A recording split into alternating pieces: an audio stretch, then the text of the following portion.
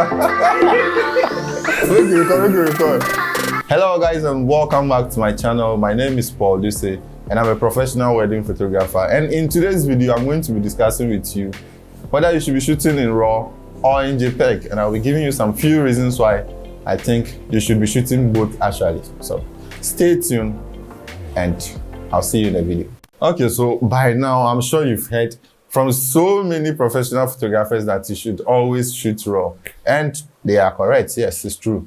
I, for one, like I've said in the intro, I shoot RAW and JPEG. Now, let me explain it this way. When you go to the market, you buy your ingredients, come to the house and you want to prepare a stew or maybe soup. So you go there, you buy your meat, onion and all those stuff. You come to the house, now you have access to all those raw materials. And in the other scenario, you can just walk into the fast food joint and then you pick up the already made stew and then you eat whatever you have.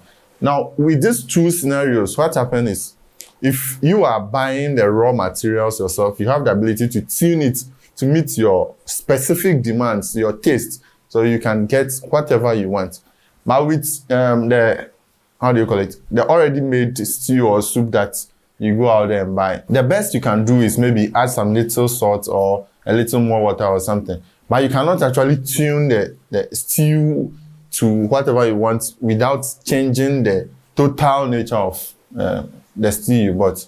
I hope you are getting it. Now let's bring it back to RAW and JPEG in photography. So the RAW in photography is like you going to the market to buy the ingredient, those raw ingredients. When you get to the house, in your software, maybe Lightroom or Capture One Pro or maybe Camera Raw, whatever editing software you are using to edit your RAW files, then you decide on your temperature. You can get it right in the camera, but if it is not right in the camera, you can do the adjustments. In post, you can adjust your shadows, your highlights, all those types, and it will work almost perfectly for you. You can get your blown out highlights a little down or all those types without actually affecting the image that much. But with the JPEG, the camera itself is analyzing the conditions available at that particular moment, and then the settings you give it at that particular moment. So it takes those settings, analyze the whole environment, and then bake them into one single image. So it's like already prepared soup. So the camera has made the thinking for you and has prepared that soup for you.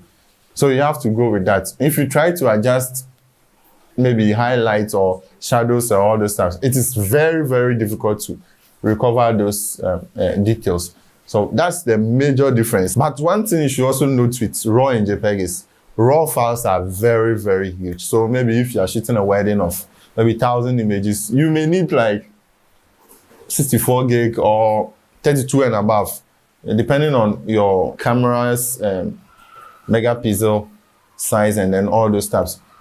But with the JPEG, the images are compressed. So maybe an image can be 32 megabytes in RAW format, but in JPEG, it can only be like 8 megabytes or something. And even with the JPEG, you have the option to even select smaller sizes in most of the cameras. So the major disadvantage with RAW, shooting RAW totally, is you getting very huge file size. And maybe let's say, depending on your shooting situation, you need the file so fast that you have to deliver maybe broadcast house or you're a journalist or you're shooting sports, and all those information has to be relayed as fast as possible, maybe a live event or something like that. Then at this point in time, shooting JPEG can actually save you more time, because when you click, you can just take the image out straight and then forward to the people you are sending to. But with the RAW, you have to process it and then convert it back to JPEG before most devices can be able to view it. Now let's get back to why I shoot RAW and JPEG. The reason I shoot RAW and JPEG is anytime I finish a shoot, let's say a wedding, because mostly I shoot weddings. Once I get to the house, I copy my files, I rename them. And again, if you want to learn how to rename your files, I will leave a link in the card above, maybe somewhere here.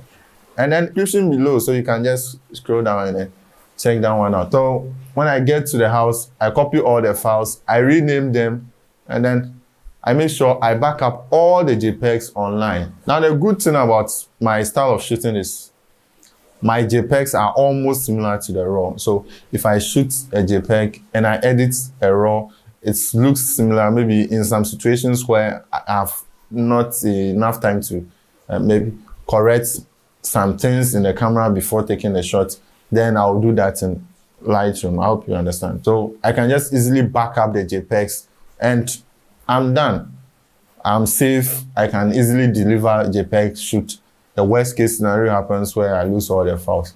So that's why I basically shoot RAW and JPEG. And I advise that if you're a wedding photographer or you shoot events or all those stuff, I also advise that you shoot RAW and JPEG at any point in time so that once you go there and you are working, you can just easily back up the JPEG online before continuing with your editing process.